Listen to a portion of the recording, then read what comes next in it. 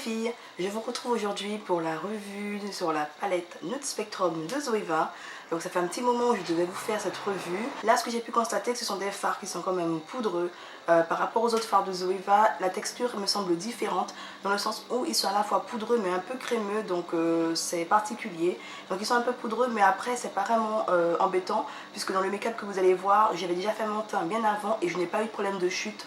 Donc ça va très bien et à la rigueur ce côté poudreux facilite beaucoup l'estampage puisque ce sont des fards qui sont très faciles à travailler. Autre chose aussi, donc leur texture crème, elle s'est confirmée lorsque j'ai passé mon trait de liner, puisqu'en général mon eyeliner il glisse facilement et là j'ai senti qu'il était quand même un peu plus difficile à tracer.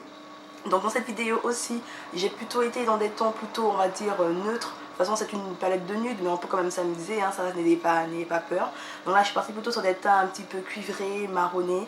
Donc quelque chose qui va assez bien en tout cas à ma carnation. Donc aux filles de ma carnation, donc n'hésitez pas, les fards cuivrés c'est pour nous.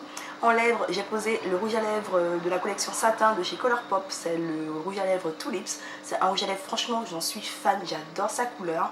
Et autre chose, je vous ai fait une application de faux cils et aussi mon trait de liner. Si vous souhaitez avoir une vidéo dédiée sur l'eyeliner, en tout cas comment je fais mon eyeliner et ma pose de faux cils. Donc au niveau de la pose de faux cils, je suis encore novice, hein, je vous avoue, je ne suis pas une experte, j'essaye de m'y faire. D'ailleurs, je vais montrer dans la vidéo, j'ai essayé de mettre ce faux cil là au moins 3 fois. Donc pour se dire, il ne faut pas perdre espoir. Parfois on est énervé, parfois on veut en finir. Mais non, on s'y tient. Et la preuve, j'y suis arrivée. Donc c'est pas grave si on n'arrive pas du premier coup.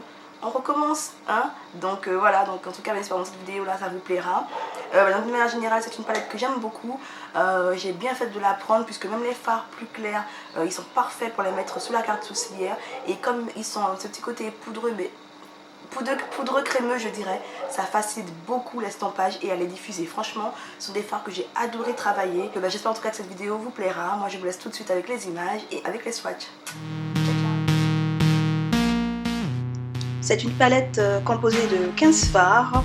Donc on retrouve des tons plutôt chauds, il y a du doré, du marron, du brun. Il y a aussi des fards irisés, métallisés et des fards mat en proportion quasiment égale.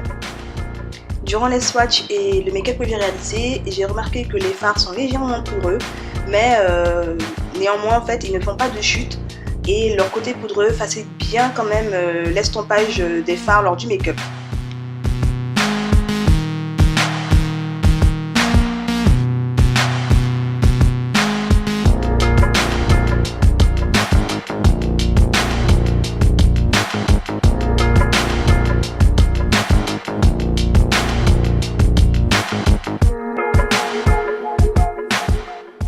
Je suis particulièrement fan des fards métallisés comme le doré, celui qui fait un petit peu bronze. Ils sont vraiment très pigmentés et ils sont aussi magnifiques.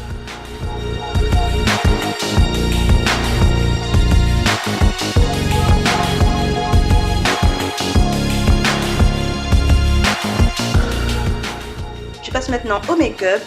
Donc je commence comme d'habitude par poser ma première potion d'Urban Decay sur toute ma paupière mobile et fixe. Je délimite ensuite le creux de paupière avec un fard brun un peu froid et j'estompe bien sûr ce fard pour qu'il n'y ait pas de démarcation. Je poursuis maintenant avec un fard brun mais un peu plus foncé et là je vais l'appliquer au début de ma paupière et à la fin de ma paupière pour faire comme une sorte d'effet sandwich de fard. Donc bien sûr j'ai posé mes fards et là je vais estomper le tout. Je prends maintenant ce fard qui est sublime, franchement je l'ai adoré.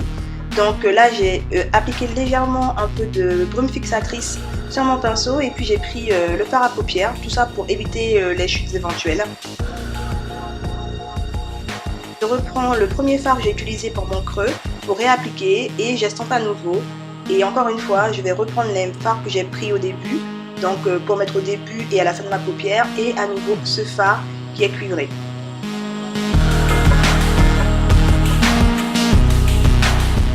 Je prends maintenant un fard couleur crème légèrement satiné et là je vais le poser sous mon arcade sourcilière, donc vous pouvez voir comment il est très pigmenté. Mais bon, on va pas se retrouver avec un effet blanc sous la paupière, sous le sourcil plutôt. Donc là je l'estompe soigneusement et vous voyez qu'il s'estompe très facilement.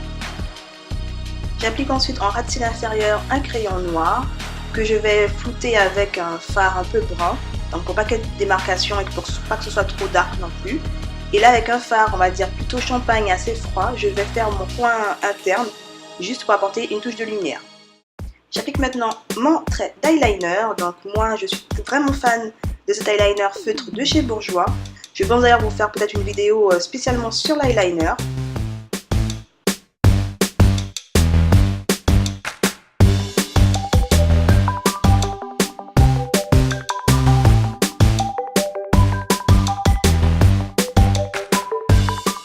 Vraiment, quand on fait son trait d'eyeliner, il ne faut pas être pressé. Il faut prendre son temps, y retourner plusieurs fois, ouvrir l'œil, fermer, voir si le trait convient à ce qu'on souhaite faire et y aller progressivement.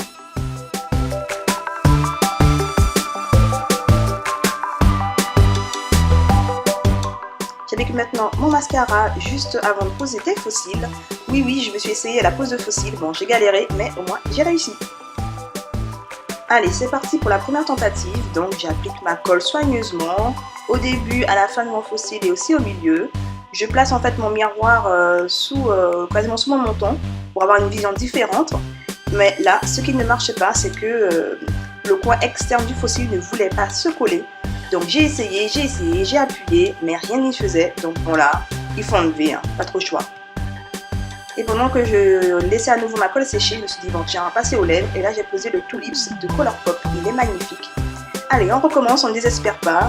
Je refais la même chose, je colle au milieu, au début et à la fin. Et pareil, le coin externe ne voulait pas se coller. Donc j'ai enlevé, j'ai réappliqué du mascara, j'ai bu entre le temps. Et on essaye une dernière fois, qui a été la bonne.